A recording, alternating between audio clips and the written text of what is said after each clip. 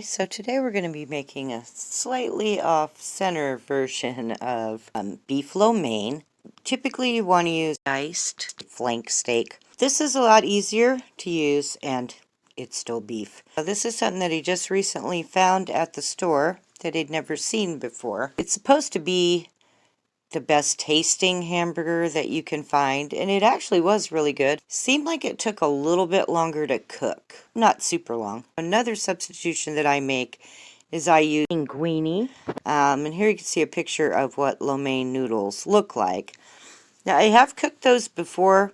They're just slightly more complicated because you can't just throw them in the boiling water and let them cook. You gotta bring the water to a certain type of boil and then shut it off and then let them sit for a while or whatever. So linguine is just easier to find, it's easier to work with, and pretty sure it's cheaper.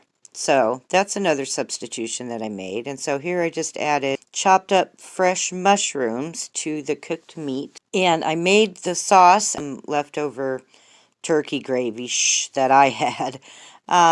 You'll probably want to use like more of a beef gravy. I wouldn't use brown beef gravy, just regular beef. Prefer to make your own sauce. I would just make some beef bouillon broth and add a spoonful per cup of cornstarch or potato starch or even flour to some cold water and dissolve it and then put that in the broth. I would also add some soy sauce or liquid aminos, some ginger. Now ginger's a little spicy, but it'll give it oriental flavor. And then you just bring it to a boil and then shut it off and it'll thicken on its own. And then here I have diced peppers. Now I usually just use green peppers, but I had this bag of frozen peppers of all different kinds, so I threw that in there. I did notice that some recipes have like snap peas in them, the peas that are still in the pod, and different other vegetables, but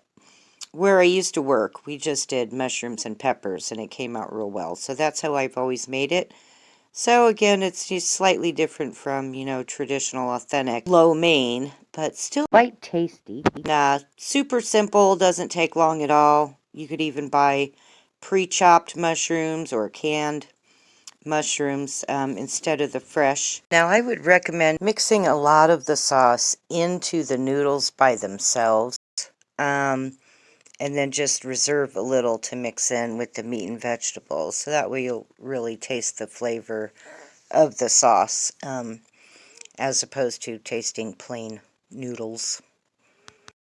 So anyway, so then you just mix everything together and put it on top of the noodles, and voila, dinner's done. A substitute version of beef lo mein. Thanks for watching. Bye.